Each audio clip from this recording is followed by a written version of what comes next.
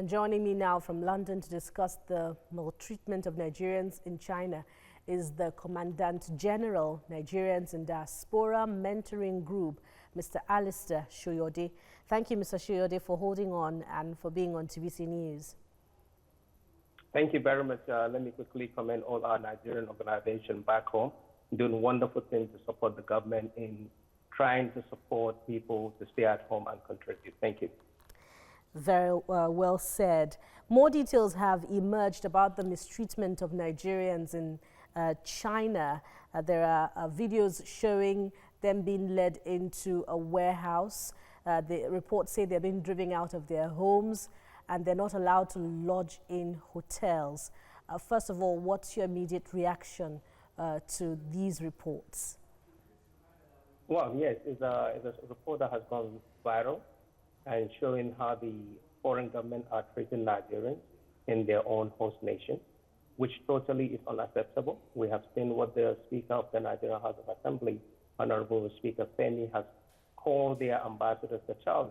But this is something that we as a nation must demand, not just necessarily an apology, but that they must treat Nigerian citizens wherever they are, be it in China or any other country. They must treat them with dignity, with respect, under either even the United Nations Convention or just as citizens who are law-abiding citizens in their country.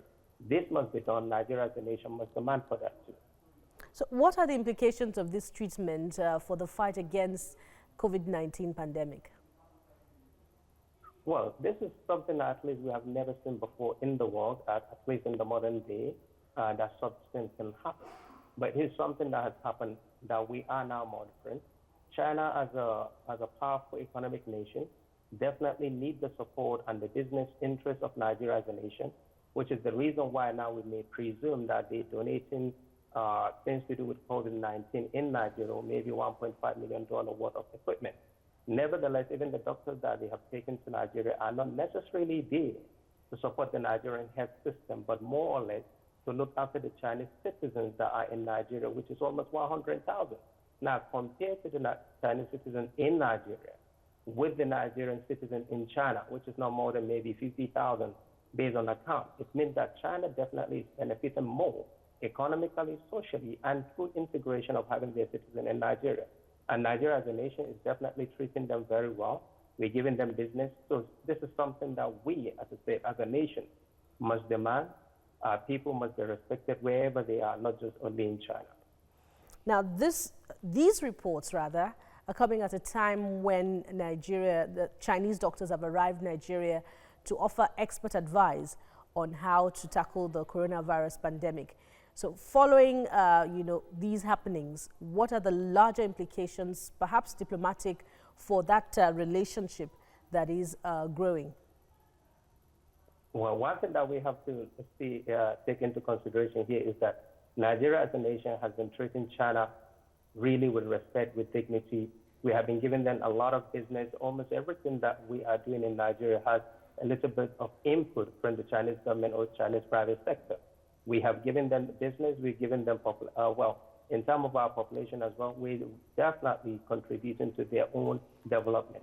And as I said, this is something that China more or less is benefiting more than Nigeria, because even the doctors that we're talking about, they're not really there based on assumption that they're looking after the Nigerian citizen or the Nigerian health service. They are there more or less because China has almost 100,000 citizens in Nigeria to take care of their Chinese citizens. My understanding would be that if they are there, of course, to look after their own citizens, they are, in a way, they can prevent people traveling to China that are not Chinese citizens. But they can't stop Chinese citizens traveling to China. So they are in Nigeria more or less to keep an eye on their own citizens, contribute and make sure that they are well. They are not under the COVID situation that us as Nigerians may be facing in our own country. So they're there more or less to support their own more than they are to support us. But we thank them for the contribution of the equipment that they're donating to Nigeria, which is roughly 1.5 million, as their ambassador has shared with the Nigerian people. Thank you very much, Mr. Shoyode. Of course, the conversation continues, and we hope that the government's intervention, of course, brings positive results in the coming days.